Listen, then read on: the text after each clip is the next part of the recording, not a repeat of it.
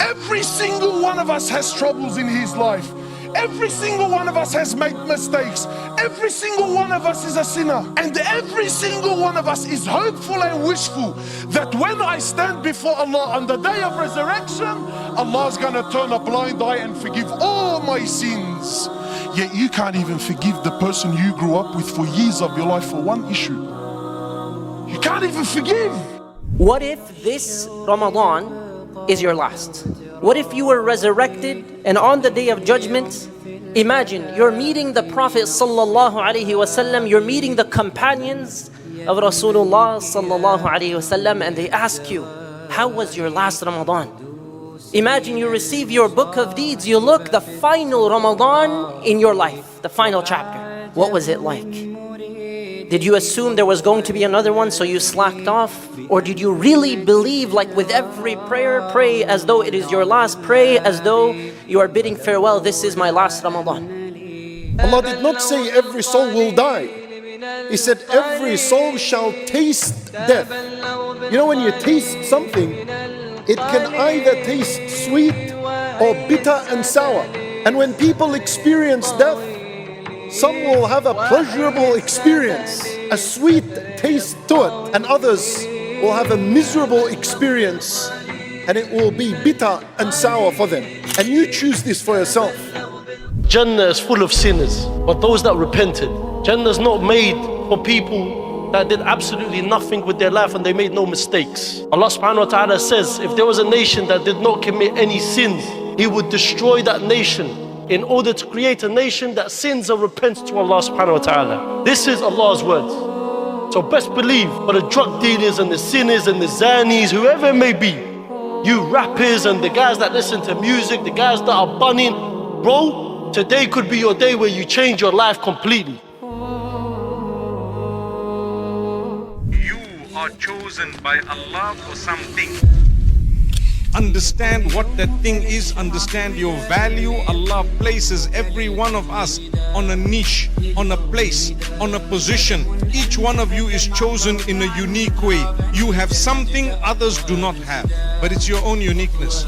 If you haven't figured it out yet, think about it. What do I have that others don't have? Wallahi there is. Wallahi there is. Allah's blessed you in many ways. Some of them, others won't have them. When the dead person is put in his grave, he sees that the sun is setting. Allah shows him that the sun is setting. The ulama rahimahumullah said that this is an implication that he sees that his life has come to an end. Just like when the sun sets, the day finishes and then the night approaches, and in the night people sleep, and for him sleep is a long sleep, which is death. So the angels, they finish questioning him and they go, and he يقوم فيجلس, he sits in his grave. يمسح التراب عن عينيه. He wipes away the dirt, the fresh dirt that has just come onto him. He wipes it away from his eye. And then he says, دعوني أصلي. Leave me now and let me pray. How much was he in love with as-salat and the worship that Allah did not deprive him from this worship even in his grave. Even in his grave he's praying. Nowadays, you don't give a damn. You continue. Where's the fear of Allah gone, bro? We're Muslims. Since when has Islam become secondary? Since when? And no wonder we're miserable. Man, them are stressed. Man, them are depressed. Why? Because you put everything in front of Allah subhanahu wa ta'ala, before Allah. Let's be real with ourselves, bro. What is happening to us, man? Ramadan is a generous month. Yes. This month has a lot of sacrifices. A lot of people die in this month. A lot of people die in Ramadan. And sometimes you cannot see your other Ramadan. But you shouldn't be scared of that, because we all know where we're going to go. Inshallah, Jannat al-Firdaus. May Allah grant us all to Jannat al-Firdaus. Ameen. And may Allah bring us to all the good deeds we have. Ameen. And I'm wishing to be a scholar like you, inshallah. And may Allah give us all zakat. May Allah bring us to the best we can, inshallah, to our best modified. And I'm happy now, inshallah. May Allah bless you and grant you happiness in this world and the next, and give you more than you can imagine, and your folks. Ameen. Inshallah. 50,000 years. You're standing there waiting for your Lord. You ain't sitting on no chair. you're standing in the heat and you're sweating. You're standing in line, not a day, not a week, not a month, not even 100 years, 50,000 years, waiting to be judged. And some people standing there waiting to be judged, they know the end. Let it happen, they say, let it happen now. But the believers, the Prophet ﷺ said that their time would be half of that, but it will seem like part of a day. May Allah bless us to be part of that number. Is it okay to sin? Is it acceptable to sin? Is it something that I usually as an excuse that my nature is to sin, so I continue to sin without feeling any remorse? La, that is not what we have been told in these ahadith. What we've been told in these ahadith, and is constantly mentioned by the Prophet ﷺ, that we need to repent from these sins. So when Allah Ta'ala, He mentions the ayat Surah Zumar, that He forgives all these sins, what does He mention straight after that? وَأَنِيبُوا إِلَىٰ رَبِّكُمْ. Turn back to your Lord. Seek forgiveness to Him. وَأَسْلِمُوا لَهُ. Submit yourselves to Him, to His obedience.